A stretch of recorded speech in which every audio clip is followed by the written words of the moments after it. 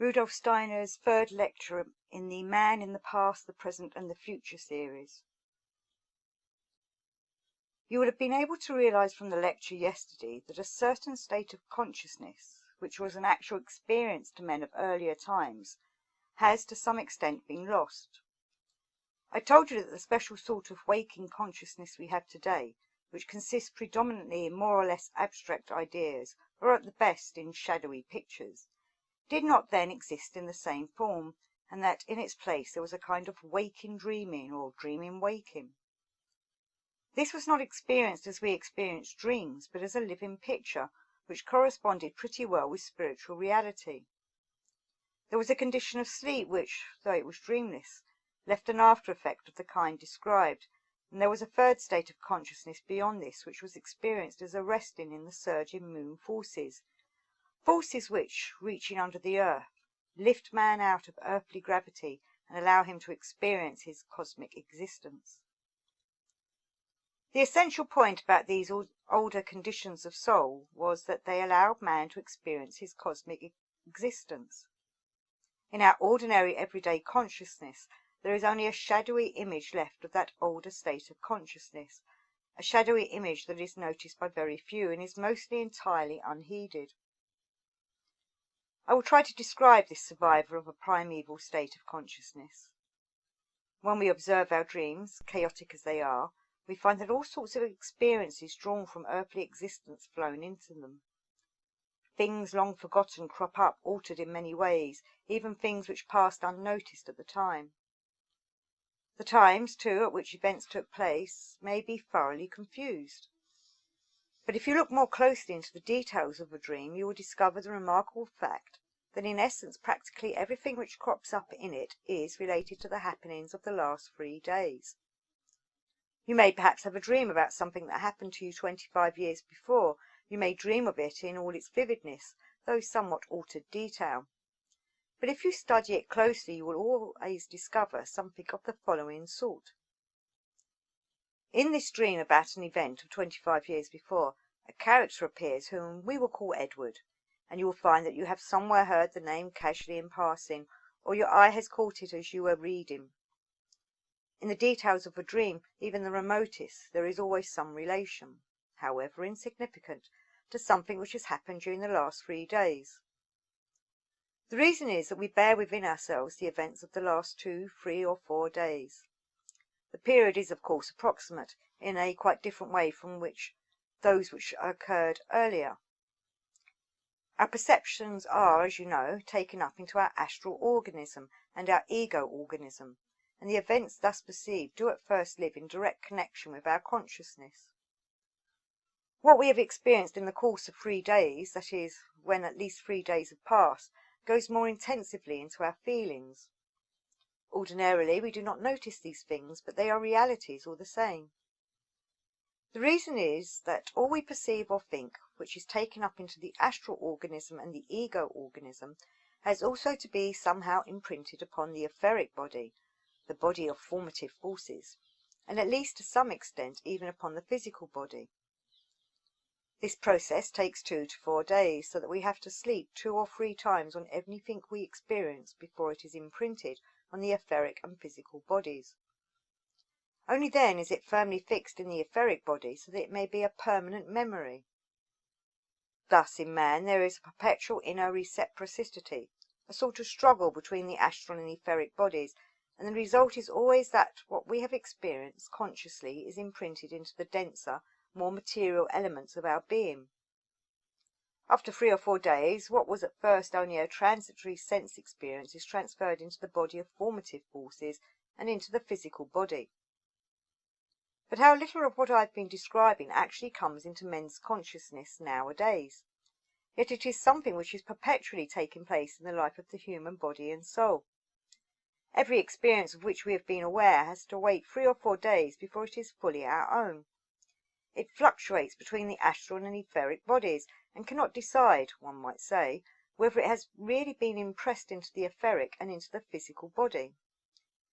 This is something of extraordinary significance. Remember that basically our true being is only our ego and astral body. We cannot really claim that the etheric body is our own property. In this materialistic age, people talk as though the etheric and physical bodies were theirs, whereas actually they belong to the whole cosmos.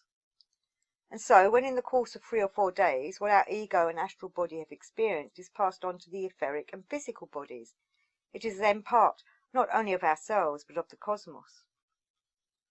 It is only for 3 days that we can claim any action of ours in the world as significant for ourselves alone. After that we have, as it were, imprinted it on the universe, and it rests within the whole universe, and belongs not only to us, but also to the gods. In very early periods of human evolution, as a result of that state of consciousness, which is now lost, and which was deeper than sleep, men had a definite impression of this remarkable fact, and the initiates were able to give information about what lay behind it, particularly in the epoch of which I spoke yesterday, the Egypto-Chaldean epoch. It was only a vague feeling that men had, but the priests were initiated into the real nature of the fact, whereas nowadays initiation must be a purely inner experience of soul and spirit, at the most through symbols and rites of a physical nature only. In those earlier days, initiation was an external process, and the effects of that external process passed over into man's inner being. To take one example, when a man was to be initiated, for 3 or 4 days, he was put by the hierophant who was initiating him into this state of consciousness which we have now lost. The purpose of this was to enable him to see for himself what happens during these 3 days in the world external to him, and how it finds entrance into the real being of man. The initiate was enabled to see what happens to an idea, to an experience or a feeling, before it becomes a man's own property. Our materialistic attitude to the world today affords us no conception at all of the extraordinary significance of the wisdom that lay within this condition that is so deeply concealed from us. I can perhaps best explain to you what was accomplished in the 3 days of this initiation during that dim condition of consciousness, if I remind you first of our ordinary dream life. Certainly we must study it very carefully. If, as we obviously should, we discard every superstition, if we try to get inside this dream life with an attitude based purely on what we might call scientific method, there is still something extraordinarily profound involved. How is this dream life really revealed? There are, of course, many kinds of dreams, but let us keep for the moment to what consists largely in the recollection of past experiences. Pictures of these experiences arise in dreams. How do they arise? You are aware that they appear radically transformed. This transformation may go a very long way. For instance, we may take the case of a tailor who in his ordinary life has never had the occasion of making a minister's state robes. He may have made a number of coats and been very proud of them, but for all that he has not the slightest chance of making such a robe as he now dreams he makes. In a dream like this, there may be a number of different influences at work. For instance, the man may in a former life have been the attendant of a Roman magistrate, and among his duties had to help him on with his toga. A deep feeling of all this survives, and what a man experiences in this life may be coloured by what streams over from a previous one. This is just an example of how the content of dreams may be altered. The important fact is that they undergo the intense transformations we all know. One must really ask what is contained in these dreams, what is at work in them. It is external events which give the occasion for this type of dream, but the external events make their appearance in a wholly altered form. The reason for this is quite beyond the conception of our ordinary scientific ideas. The sort of law which we should recognize as scientific, the laws we look for in the external world by our method of observation and experiment, cease to be valid as soon as we pass inside the skin of a human being. We should be very much mistaken were we to assume that the natural laws laid down in the laboratory were valid within the human being. Not only are the substances transformed within our organism when we consume them in the ordinary course of nourishment, but the laws of the substances are also changed down to the smallest atoms. What appears in our dreams is not just the abstract reflection of some reality. In our dreams we see the weaving of the organic laws within which man has his being. Dreams are much closer to us than is our normal abstract thinking. They show the way in which external substances act within man. Our dreams are a protest against the part of reality that is shackled within the laws of nature. From the time you go to sleep until the time you wake, you live in a world where, according to the scientists, everything is controlled by these laws. Actually, the moment you enter, even to the slightest degree, into the spiritual world through your dreams, your dream experience arises as a protest against the laws of nature. Dreams cannot run their course in the way of external events, or they would be very much like actual waking life. Dreams which emerge from real sleep or in their make-up protest against the laws of nature, and they concern us as much more intimately. In this regard, modern investigators of a materialistic turn of mind have made some interesting discoveries. Some of you will know a book by a man called Steiner entitled Experimental Magic, which appeared a good many years ago and is typical of the spiritual constitution of many modern scientific thinkers. Steiner wanted to find out if there is any reality in the spiritual world. Of anthroposophy, he admitted that he knew only what its opponents had written. People don't like studying anthroposophy. They find it difficult, particularly if they are typical scientific thinkers of today. Steiner attempted, by spiritualistic methods, to get into the spiritual world. He dulled his consciousness until he was in a sort of mediumistic state. Then he began automatic writing, and was surprised that he wrote a lot of nonsense which did not at all agree with what he knew about reality. In particular, the fact that spirits seemed to be speaking to him did not agree with it. He knew that was impossible, and yet what he wrote assured him that spirits were speaking. He was appalled by the lies that these non-existent spirits told him. You should read his book in all the incredible lies which flowed into his writing. He became, to use no worse a word, just like a medium, and he did not know what to make of it all. A friend advised him to give the whole thing up and to lead a normal, sensible life and go out shooting. So he did, and he went out after magpies. But even there he found that whatever it was he had stirred up inside himself continued its activity, and he could not rid himself of it. If he looked up at a tree, he saw, not a magpie, but a fearful dragon with terrible fangs, which looked at him with horrifying eyes. The same things happened everywhere, and he lived in an inner struggle to get himself back into a normal condition. I mention all this because here we have experimental evidence that there is an immediate protest against the external order of nature as soon as we are not merely dreaming while awake, but are using this device to contact and arouse the inner being of man. Obviously, we regard it all as lies. When we have thought of a man as a friend and as a decent fellow, and if after he has got into this mediumistic condition, we see him putting out his tongue at us or making long noses, then inevitably we say that the spiritual world is lying and that this experience is simply that of a dream. Now there is something in this. Whenever man approaches the spiritual world inside himself, within which everything inside his skin is enclosed, there is an immediate protest from this sphere against the natural order. It is not surprising that when a man enters it with undeveloped faculties of judgment, all kinds of elemental beings appear and create delusion. But there is always this protest against the natural order when we approach the spiritual, and ordinary dreams make this clear. We ought to realize that we then enter a quite different order of being, and even though it appears only in the fleeting form of the dream, it is all the same a protest against those admirable laws of nature which we establish by laboratory experiments. This is the first step into the spiritual world, where we immediately find the protest against natural laws, which are, as it were, robbed of their dignity as soon as we penetrate a little into man's inner being. The old initiates knew very well through their 3 days' initiation that there is not only a natural order, but that within and behind that natural order there is a spiritual one. It is moreover still possible for anyone who has acquired some knowledge of initiation to penetrate with modern methods into these things and to pass through the experiences of these 3 days, when for the first time he experiences a really fearful torment of the soul. When dreams begin to weave their forms, we actually enter a world where the laws of nature collapse, and just because the ordinary laws no longer hold good, their interrelations change. However, many recollections of ordinary life may still be effective.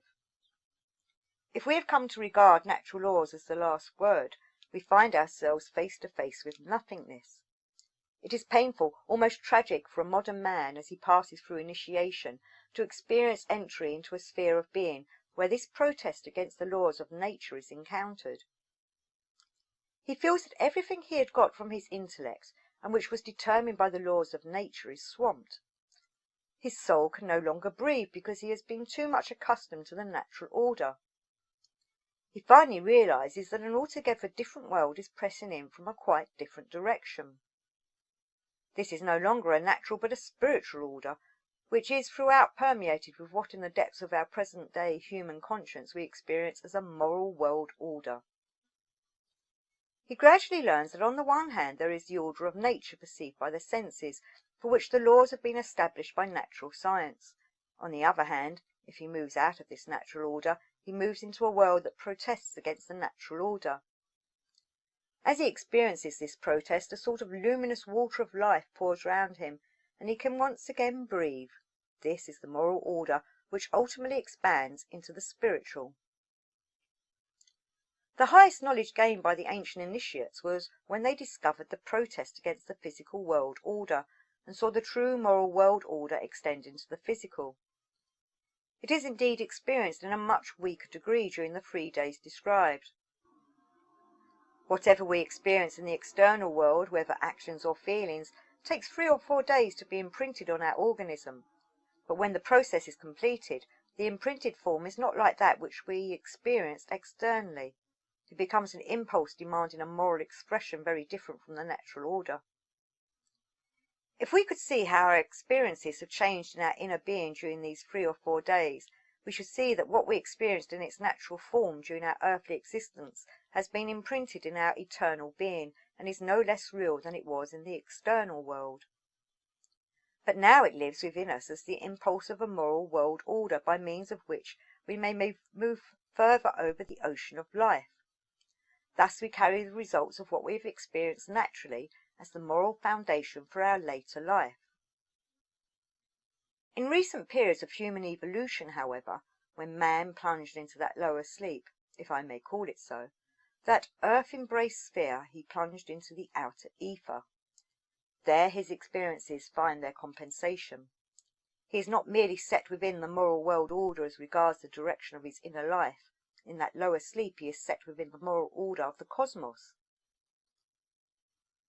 Since this deep sleep has been lost to our forms of consciousness, and we now have only a very faint echo of it in the 3 days' experience described, this contact with the cosmos has been lost also. Indeed, we should have been gradually thrust out of the self-subsisting moral world order if a particular event had not occurred in the course of earth evolution. The experience undergone by the older initiates, so as to be able to tell men what happens during those 3 days, was undergone as a unique world event, as an event in world history, by the Christ being who descended from spiritual worlds into the body of Jesus of Nazareth, and, though a God, lived a truly human life. That experience of the 3 days now becomes available for all mankind. What could previously be discovered in the sleep of deep consciousness, taking place in man, not consciously, but at least subconsciously, in a natural way, had to be gone through in order that man might find his connection with what was brought about for earthly humanity by Christ in the mystery of Golgotha. This was the vicarious deed of a God. Man was to take a step upwards in his evolution, and to experience in moral form through Christianity what had previously come to him naturally. The mystery of Golgotha is therefore closely related to the whole meaning of earthly evolution, because of its relation to the evolution of man's consciousness. We can understand what was to be accomplished by the mystery of Golgotha only if we can look back on what had once occurred naturally, and was now to occur morally. In this respect, however, our modern consciousness, which runs its course between waking, sleeping, and dreaming, has not yet attained inner harmony. Since the 15th century, when this modern consciousness first received its imprint, it has looked on nature one-sidedly, and has claimed to understand the order of nature, considering that what is found there constitutes reality. Beyond this reality men will not look, they will not press forward to that strengthened form of human knowledge to which the spiritual reveals itself just as the natural order does. Thus it has become customary to speak of the moral order as of unknown origin. To do this was not strictly honest, since the common view of nature cannot admit any reality in the moral order. One could, even if a little dishonestly, get over this difficulty by saying that on the one side we have knowledge, on the other side faith, that knowledge cannot become faith, nor faith knowledge, and that the moral order belongs to the realm of faith. Such is the convenient formula which has become customary. The distinction has even come to be regarded as something specifically Christian, though even 500 or 600 years ago no genuine Christianity, and certainly not original Christianity, would have admitted the distinction. Even today it is not yet Catholic dogma, however much it may be Catholic custom, to distinguish in this way between faith and knowledge. We cannot get a proper notion of the relation between the natural and the moral spiritual order because we are not aware of the transition between them, because the dream is not understood which leads out of the natural order and protests against it, thus preparing the way. If we have gone through this preparatory stage, we can make contact with the moral order of the world. Only an honest view of the past of mankind and of something which modern man does not yet possess can lead to a satisfying picture of all this. Failing that, even historical documents of ancient times remain just things which can be studied but convey no real meaning. Now, we spoke this morning a good deal about the opponents of anthroposophy. I could say much that would be for their good, though certainly not in their favour. The comments of our opponents. I often have to recall an anecdote supposed to be based on truth, which the famous Professor Kuno Fischer was fond of telling. He used to relate how he had had 2 schoolfellows, they may have been brothers, with an uncle who was a thorough simpleton. The boys got to the stage of learning logarithms and having to buy log tables. The uncle caught sight of those tables, and when he saw the mass of figures he asked his nephews what they were. The boys were completely at a loss to explain, but at last the young rascals conceived the idea of telling him they were the house numbers of all Europe. The uncle believed them and finally thought it an excellent idea to be able to know at a glance all the house numbers of London, Paris, and so on. Now, people who are unable to see with insight into the meaning of the ancient documents are like the old uncle with his log tables. Our modern historians who edit these ancient documents do not tell us much more about them than the uncle did about logarithms when he took them to be the house numbers of Europe. We must make it clear to ourselves how far their interpretation, based on present-day abstract thought, is removed from the real spiritual facts. We must have the determination to do that, or we shall never be able to see how man has developed into the present out of a past when he was very different. We are living at a time when all sorts of inner conflicts must arise from our present-day experience of sleeping, waking, and dreaming, if we are in the least capable of real self-observation.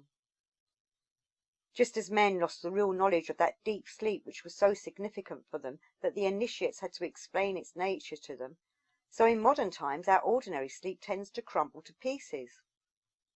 I do not mean that in the future men will dream the whole night through, but rather that their dreams will be dulled, just as man had passed since olden times from that waking dreaming to our modern abstract thinking. Our present-day chaotic dreams will be dulled, and that duller kind of sleep will become normal. Dreams will no longer extend into our consciousness, which will be overlaid entirely by our present-day form of abstract logical thinking. But then a super-consciousness will emerge, already apparent to anyone who can understand these things. This super-consciousness is concerned with the human will, and with the effects of the will when it acts on the nervous system.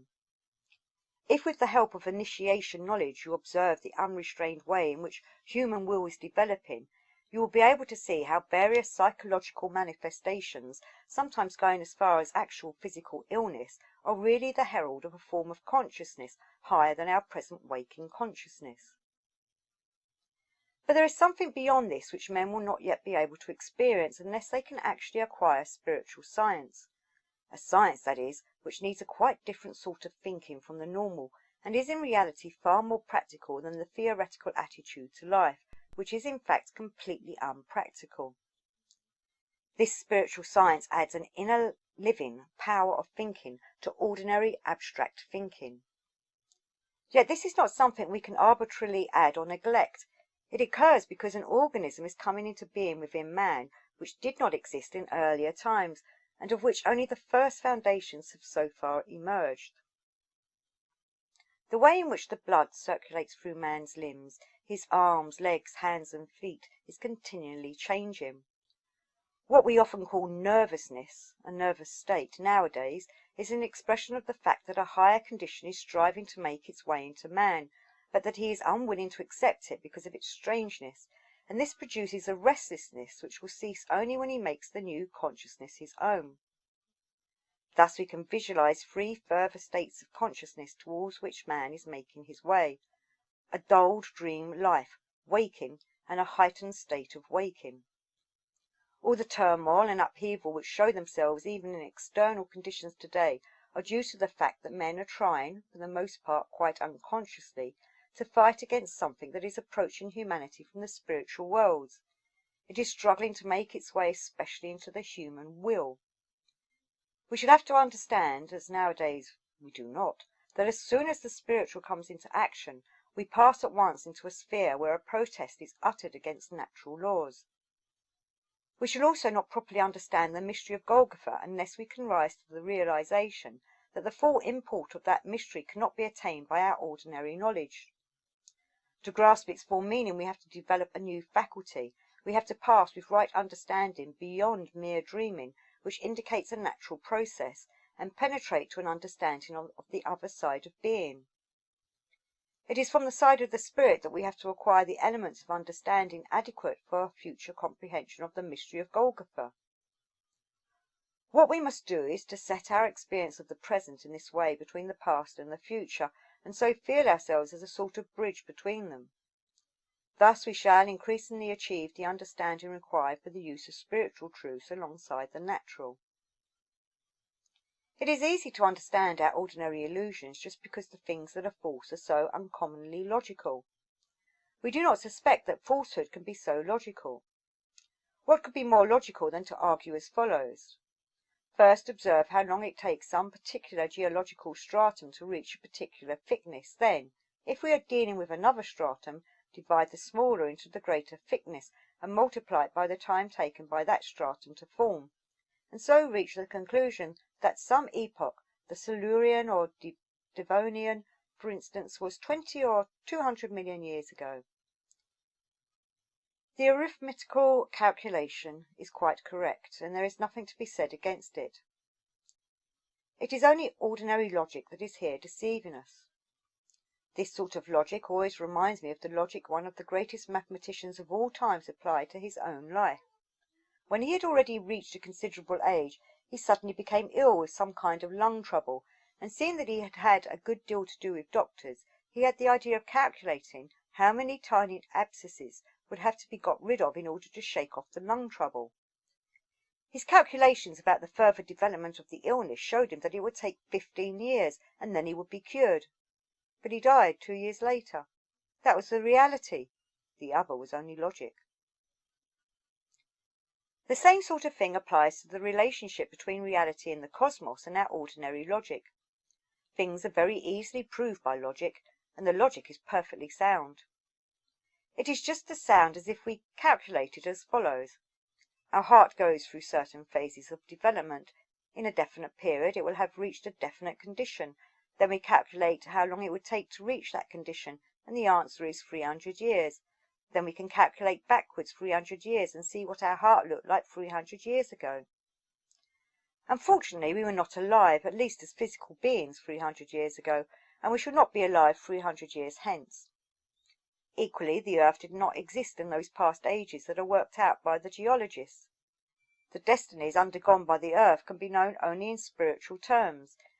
That is the distressing thing about modern science. It can prove so logically what is really an illusion, and its proofs tell us nothing about reality. Human beings today, though people do not realize it consciously because they refuse to be aware of it, are living with the unconscious fear that they are on the way to losing touch with truth. We could see this fear manifesting itself in various forms. Fundamentally, the people who base their philosophy of life on materialism are very ill at ease. They are always harassed by anxiety about the limits they have set themselves, for their cherished limits create appalling obstacles to living a fully human life. People always feel intuitively that if they have nothing more than the natural order to rely on, they cannot draw real life from it. Above all, that the ideas derived from this natural order cannot lead them to any genuine artistic and religious experience or ideas. We must always remember that our existing religious systems originated in the times where men were dependent on that deep sleep I have described for their understanding of the cosmos. All our religious institutions derive from those times. The religious institutions, yes, but not the mystery of Golgotha. That is independent of any religious view. It stands within the earth's evolution as a fact, and it has to be grasped by those conditions of consciousness that are still in course of preparation. For centuries now, even millennia, the religiously creative side of man has lain barren, and the same is true of real artistic capacity. With rare exceptions, we have to live on what we can get from various cultural revivals. We do not possess any original power of creation, but that is what is seeking to make its way into this age, and the general unrest typical of our civilizations today is something like the birth pangs of a new age in the scientific and artistic spheres, but also in the social, religious, and moral spheres. The future of mankind, that is what we must strive to take to heart. There has never been a time when humanity has been less disposed to listen to initiation knowledge, and yet never a time when humanity has been in greater need of it. That is why I wish particularly to speak to you about the past, present, and future of humanity from the point of view of the evolution of consciousness. Of course, in 3 lectures I could do it only in outline, but you can work out within your own hearts what I have told you. Because our consciousness lies closest to our own being, it is there that men can become most easily fruitful and be stirred towards spiritual experience. In order that present-day man may develop into a man of the future, what we need is not any materialistic experience, but spiritual experience. Ever since we have been victims of abstract thinking and ideas, our inner habit is really such that anyone participating in our present culture must have the same sort of impression from any talk of the spirit as the simple old uncle in the story about the log tables, and will interpret all the powerful evidence for the entry of the spiritual as if it were like the house numbers of Europe. The analogy is a little far-fetched, but if you remember what I have told you, you will understand what it means. Our normal attitude to life, or rather our ordinary judgments about life, penetrate into all our scientific thinking and produce there a philistinism and banality raised in the nth degree, even a moral hypocrisy claiming scientific validity. If there is even the slightest sign of the entry of the spiritual, it is assumed to be something which intelligent human reason, according to this materialistic view, can only call mad. There is a good story, founded on fact, which also illustrates this attitude. At the beginning of the 40s of the 19th century, the old philosopher Schelling was called from Munich to Berlin. He had held his peace for several years, but a high reputation had preceded him.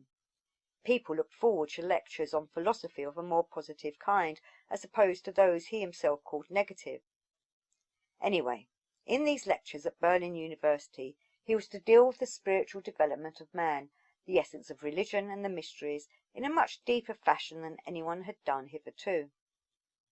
When Schelling began his lectures, the front rows were occupied by the most brilliant intelligences, the professors of the various subjects, the heads of the teaching departments, and the most distinguished representatives of spiritual life, certainly not mere callow students, who had to sit at the back. They were all waiting, as far as they were able to wait, to see what Schelling's great reputation would accomplish. As the lecture proceeded, the faces of the audience grew longer and longer. Schelling did in fact speak in a remarkable way about the spirit, Just at the moment when materialism was reaching its climax and coming to its fullest flower, he spoke of the spirit. As he spoke, the faces grew appreciably longer because the audience had no idea what he was after. Trendelberg was well known as a philosopher who was sitting in one of the front rows, and he thought he had understood a little, though most of it was beyond him, but he was not even sure he had understood that little. Then, some days later, two of the people who had been present at the lecture happened to meet. There had been a good deal of discussion among Schelling's hearers, and these two had taken part in it, wondering why on earth he had been called to Berlin, since not a word of what he had said was intelligible. But one of them now had the answer. Schelling's daughter had got engaged to the son of the Ministry of Education, so everyone could understand why Schelling had been willing to come to Berlin. The whole thing was explained. It may seem strange to tell you these things, but I am obliged to talk to you in this way.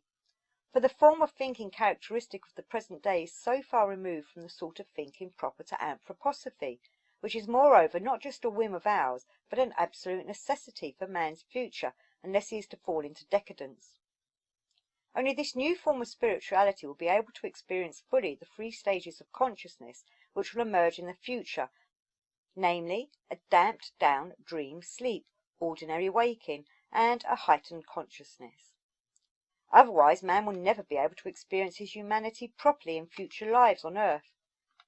For the gods wish out of present threefold man to form the threefold man of the future, as they have formed the present threefold man, the dreaming, sleeping, and waking man, out of the former threefold man who dwelt in pictures, slept, and on waking experienced the after effects of his sleep, and also slept deeply. In this present age of freedom, as I have so often explained to anthroposophists, we must resolve by our own free knowledge to live towards the goal laid down for us by the divine powers of the world. If we do that, we shall not only think, we shall above all feel, in the right way about the past, present, and future. Then we shall also have the right will with regard to this life on earth, in accordance with the divine spiritual ordering of the world, from the past through the present into the future.